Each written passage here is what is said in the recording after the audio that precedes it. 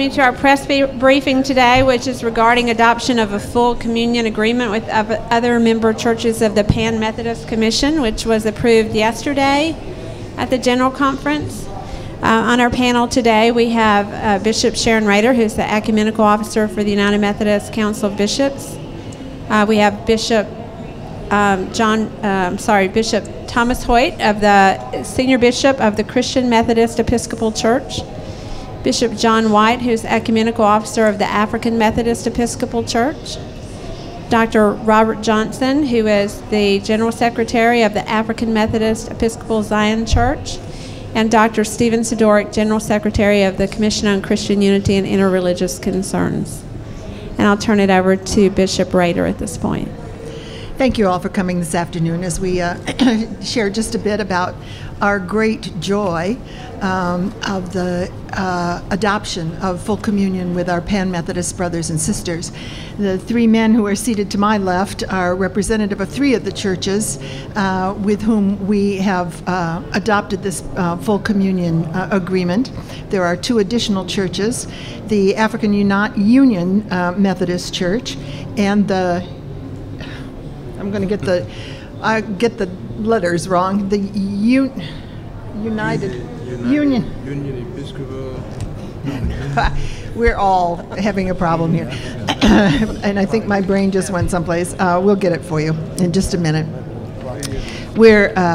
Our history has been one of some difficulties, and we acknowledge the history that we have experienced over the years. Here we go.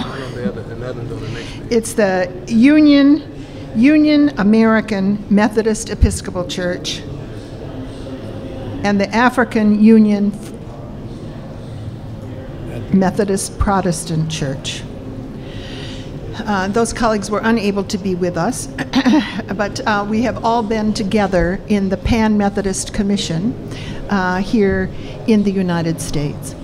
And we also have churches, many of our churches represented here have churches in other places in the world as well.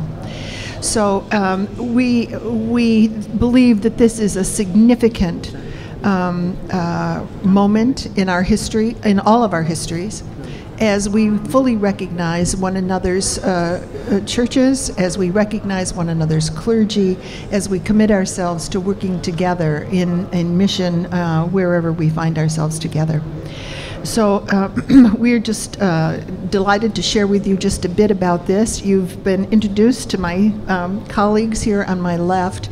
I think we'll just ask each one of them to make a brief statement, and then if you have some questions for us, we'd be delighted to try to answer them for you. So I'll turn first to Bishop Hoyt, who is the Senior Bishop of the Christian Methodist Episcopal Church. Thank you. Get up real close, Tom. Okay. Thank you, Bishop Rader.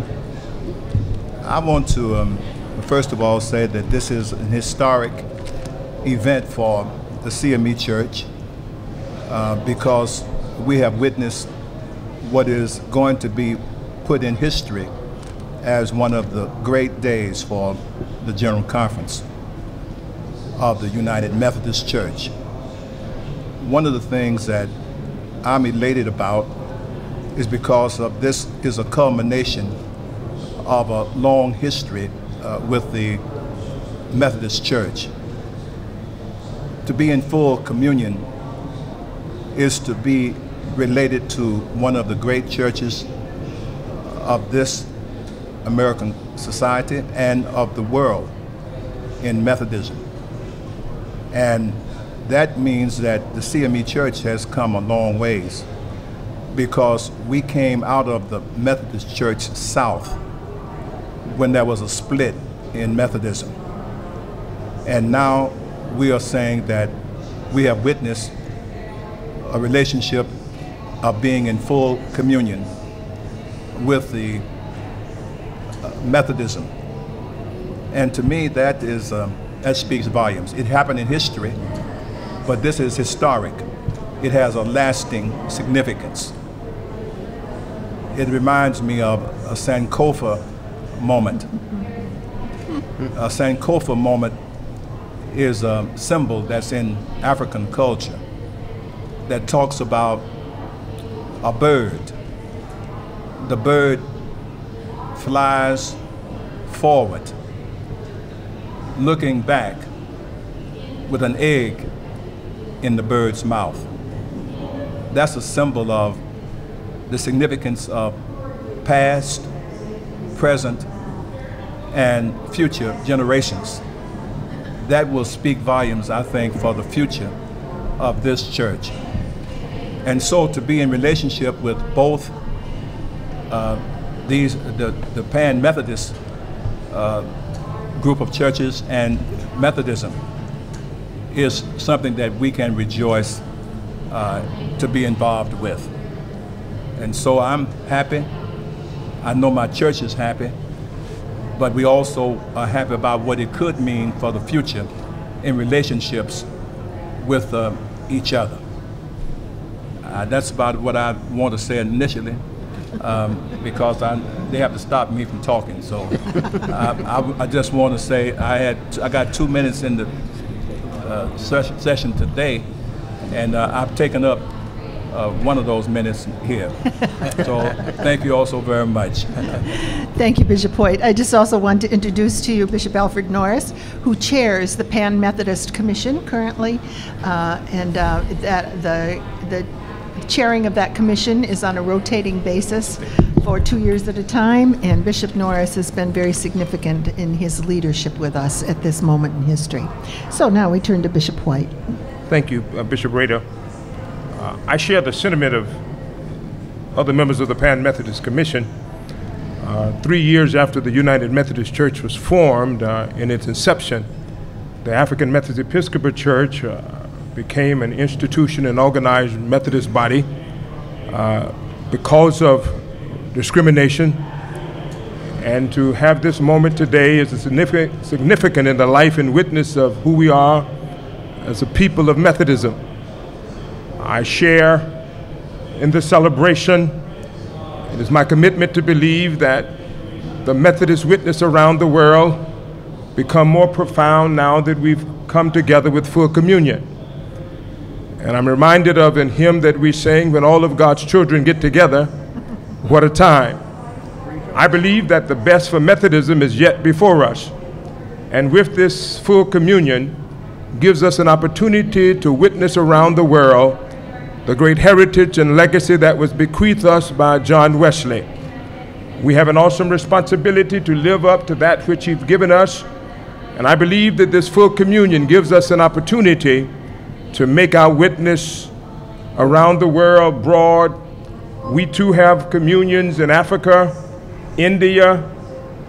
So it's an opportunity for us to be able to be in partnership, in relationship with each other for the cause that we celebrate, and the cause that we witness is greater than our historical moments of the past.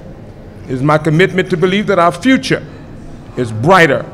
Our future takes on a new dimension in witness and in service, but it does not yet appear what we can do together as Methodists around the world. And I'm grateful for this privilege on behalf of the African Methodist Episcopal Church to share in this opportunity to be in full communion with the Pan-Methodist churches.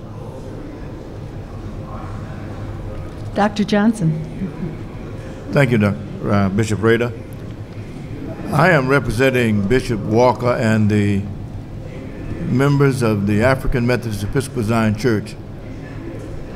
It is a long way from John Street Methodist Church in New York City to Tampa, Florida. And I'm pleased to be here this afternoon because of the action that the church has taken in repairing the breach.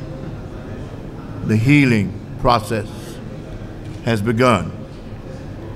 And it seems to me that we're on the road to bringing together the church that Christ prayed for, that we might be one. One of our bishops, who is going on now, said at the 2000 General Conference of the United Methodist Church that he was a fruit inspector. And so I shall be happy to report to my church and to those who have gone on before us that we see some evidence of fruit on the tree. And we pray that we will continue to work towards producing more fruit, and that together we can become one as Christ prayed us to be in his prayer in John. Thank you. Bishop Norris? I'm very happy to see this day. It's been coming for quite a while, and there's always the temptation or the misunderstanding that might develop when something like this happens. We have a tendency to say, well, the big fish is going to swallow up the little fish. But in this case, the big fish and the little fish will be swimming together. And I think that each of us brings something to the other. It's been my privilege, as Bishop Rader has said, to serve as the chair of the Pan Methodist Commission for the last 2 years. And I can say to you that the people who sat around that table with me were equal partners. And whatever they brought to the table was of significance. It was something that would help to spur us on. It was always positive. And we had a good time together, and I envision even greater times in the future. Our histories are very similar. They are not divergent.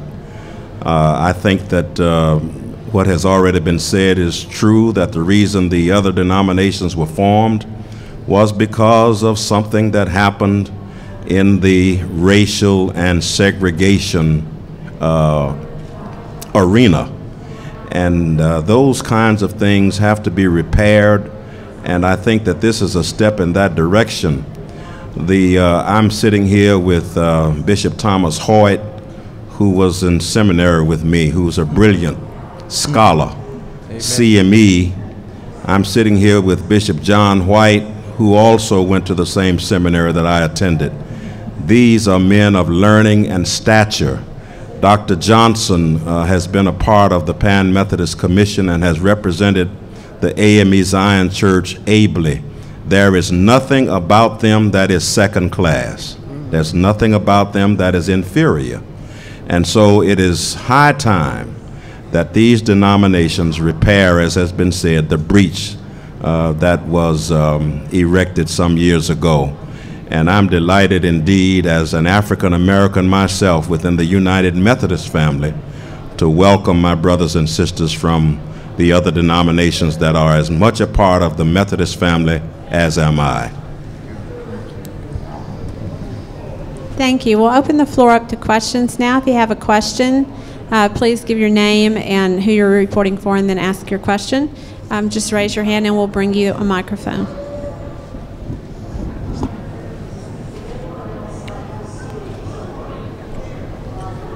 Victoria Rebeck. I'm from Minnesota Conference of the United Methodist Church. Bishop White, you acknowledge that the United Methodist Church has been apart from the historic Black Methodist churches because of discrimination. What do you see as some steps that we might need to continue to take to heal discrimination that does still exist? I think the Pan Methodist Commission is doing an excellent job trying to address some of the issues that you raise. I think there's still quite a bit to do. We have issues that this country has not owned up to. But we as Methodists must assume the responsibility to make a difference. We share much in common in social issues. We share much in common in theological issues and education. We share much in common with colleges and universities. We share much in common with media. So I think there's an opportunity for us to put our resources together and find a new creative, innovative way to make our witness around the world broader, because we are all a part of the John Wesleyan tradition. Another question?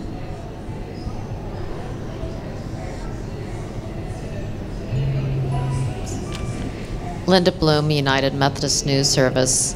I know the Pan Methodist Commission has been meeting for a number of years now, and I'm just wondering how the commission will change, or whether there will be other groups added as we live into this new relationship together.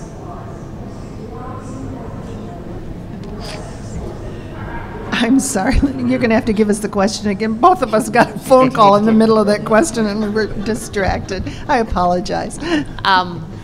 I know the Pan Methodist Commission has been operating for a long time, and I'm just wondering, is the commission going to continue in its present form? Will there be other types of groups added, either formally or informally, to help expand the cooperation and fulfill the mission of full communion?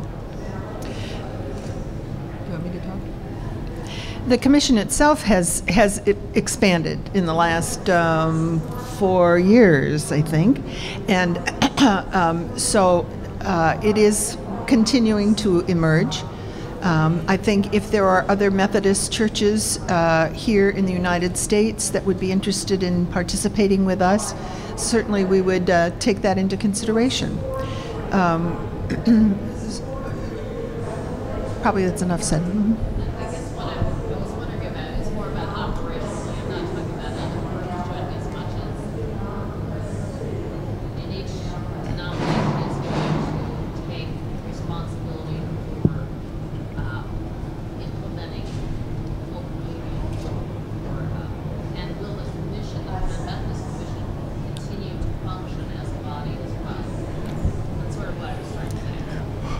Well, the only thing I can say is that nominations have been made from our denomination for people to be on the Pan Methodist Commission in the next quadrennium. So I would assume from that there will be some form of Pan Methodist cooperation continuing into the future. And we already are cooperating together. Children in poverty is a major emphasis that we're all working on together. We are trying to find ways that, in terms of higher education and theological education, has already been mentioned, that we can do more work together. I think those would be some. Others who are on the commission could speak to it. Dr. Sidorik? I would just say what I wrote in my commentary on the historic significance of this event, the passage of full communion resolution yesterday and the celebration of it today, that I think this will breathe new life into the commission itself. There was a sense of excitement along the way as we had two denominations when I assumed office in 2008 that had not yet adopted it, CME, and their calendar is off from the other churches by 2 years. So in 2010 they adopted it, and so the momentum was there, and we're the last of the Pan Methodist member communions to adopt full communion. So we are now in full communion as of yesterday morning, and that's very exciting. And I really do suspect that it'll energize in new ways the commission itself.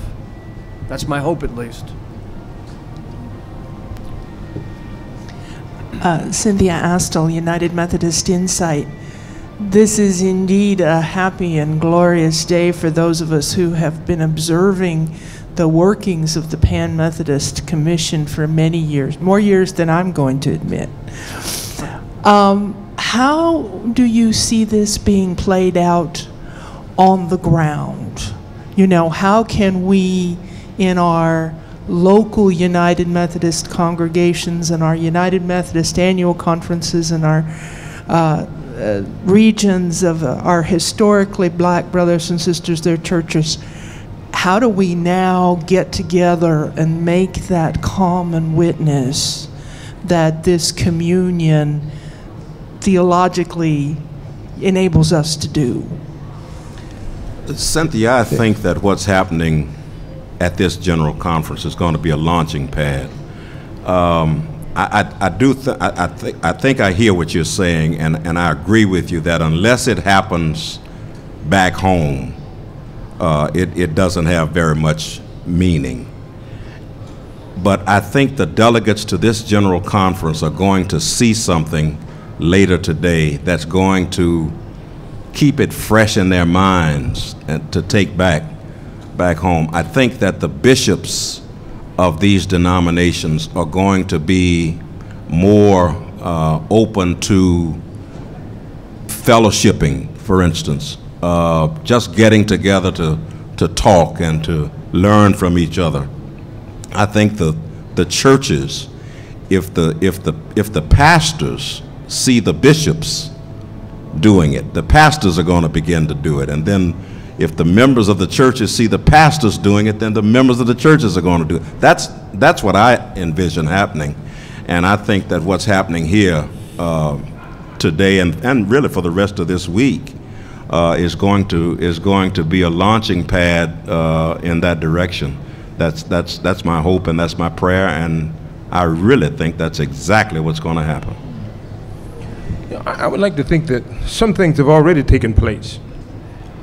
Bishop Whitaker, the Bishop of Florida, have invited me to preach in his annual conference this June, which says to us that there's some things that's already in place. If we want to talk about grassroots and what happened at the local congregation, I served the pastorate of an inner city church in Miami, and Bill Barnes was pastoring First United Methodist Church downtown Miami, and we had probably the best relationship of two Methodist bodies working together. We formed an after-school tutorial program with the two churches, and it worked, and it's an opportunity to say that there are other opportunities available for us.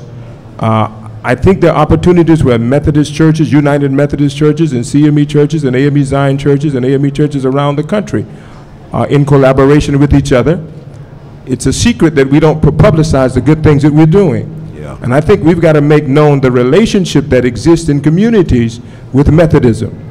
I challenge each of us to say that this is not the end, but this is a new beginning of building better relationships in the future for all of us to work together. I'm appalled at the fact that our young people play football together, they're on cheerleading squads together, they're in the band together, but on Sunday morning they don't even know nothing about the Methodist tradition that they share all week long. So we have an opportunity for the next generation to be able to take on a new witness, a new understanding about who we are as Methodists in this country. I'd like to say a word, and that is that while I'm happy about what has taken place, I'm a little disappointed. I'm disappointed because 30 years ago, the downtown churches of Mobile, of which my church was a part, we were working together, as Bishop Norris has stated. The pastors brought the churches together. Not only that, I'm sure that everybody understands that the real work of Christianity does not happen at a corporate level, but it's in the area of the local church where the teachings of Christ are brought down to earth when we live and work with one another in the community. I have a grandson, Jonathan, and next door to where we live is a little red-haired boy whose name is Austin. Austin has convinced everybody he knows that Jonathan is his brother. I don't know where it came from, but he does not see color. He sees a friend, someone he likes to be with, someone he shares with. And we as Christians are going to have to learn how to share with one another if we intend to really heal this breach that has come as a result of our acting as we shouldn't act. Is there another question?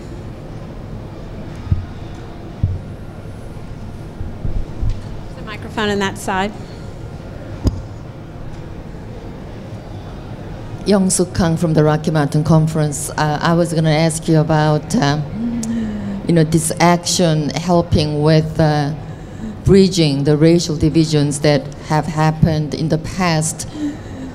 Some of you mentioned, a couple of you mentioned about that, and some say that this is considered an act of repentance as well. So how do you see this significant ecumenical action impacting local communities and at the general church level in repairing these racial divisions and bridges? In addition to what's already been stated, I think that we've got to learn how to make a sacrament of the coffee cup. we got barriers broken down, but we got to learn how to have friendship one with the other. And then we've got to know how to deal with sipping coffee together. When we had the racial policy was to have people to go down a restaurant and pass the restaurant because they couldn't go in because of color. Now we can go in we get a cup of coffee any place in the nation, but we got to learn how to make a dialogue around that coffee cup. And I think we've got to learn how to do that through friendship, but mostly through projects of mission together.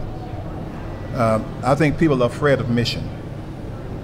They're afraid of having things together where we can break down some barriers and bring some justice in the communities, bring some freedom to move with each other.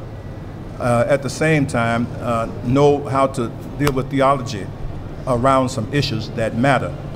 There are those who say in both churches, all of our churches, that say that race issues, class issues are not theological issues, but they are. And we've got to have some theology around that in the context of our dialogue with Pan-Methodism, and we've got to let it be known that it's more than sociological issues. It is theological at its core because it teaches us how to get along with each other based on not your gender, not your class, not your color, but on the basis of what it means to live together as human beings who are made in the image of God. That to me has got to be gotten across in many places and throughout all of our churches. And so I think that we've got to find a way to do that in our dialogue with each other. We'll take one more question.